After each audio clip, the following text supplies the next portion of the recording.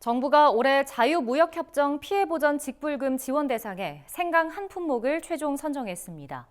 FTA 체결국이 늘면서 농업 피해가 가중되고 있지만 그 손실을 메워줄 대책의 실효성이 떨어진다는 지적이 나오는데요. 제도의 취지에 맞게 FTA 피해 보전 대책을 강화해야 한다는 요구가 올해도 되풀이되고 있습니다. 권혜영 기자입니다.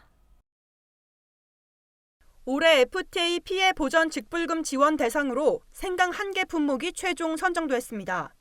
FTA 직불제는 FTA 체결국에서 생산한 농축산물 수입이 늘어 국내산 가격이 떨어지면 정부가 가격 하락분을 일부 보전해주는 제도입니다.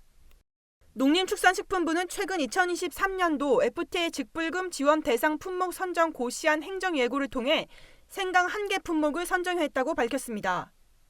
이는 한국농촌경제연구원의 수입 피해 모니터링 품목 42개와 농민들이 신청한 51개 등 모두 93개 품목을 조사 분석한 결과입니다.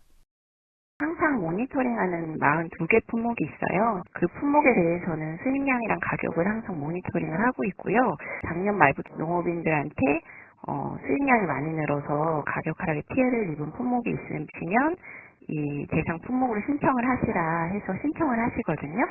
그래서 총 수입량 요건이랑 FTA 체결국 수입량 요건, 가격 요건이 있어요. 그 세 가지 요건을 모두 충족해서 생강이 발동이 된 거예요.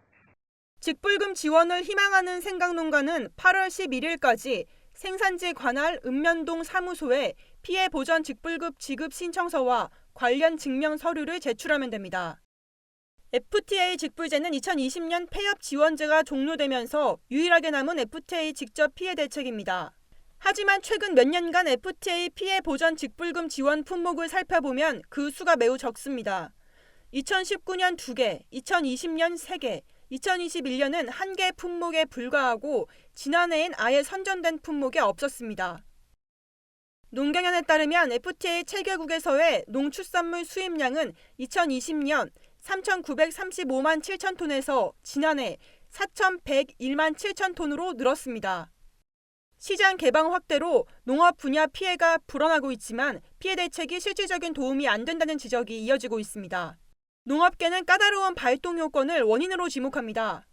현행법상 FTA 직불금을 받으려면 해당 품목의 전체 수입량이 평년치보다 많아야 하는 등 세 가지 조건을 모두 충족해야 합니다.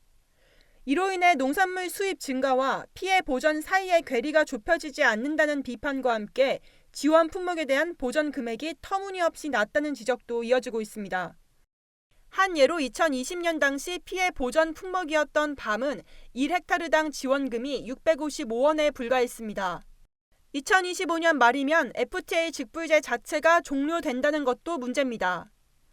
농업 피해를 줄이려면 FTA 직불제 일몰 기한을 연장하고 제도를 전반적으로 개선해야 한다는 요구가 높아지고 있습니다. 미국의 가격 손실 보상 제도처럼 아예 새로운 지원 정책을 마련해야 한다는 목소리도 이어지는 상황. 농산물의 가격과 농가 경영을 안정시킬 수 있는 정부의 제도 개선이 시급해 보입니다. MBS 권혜영입니다.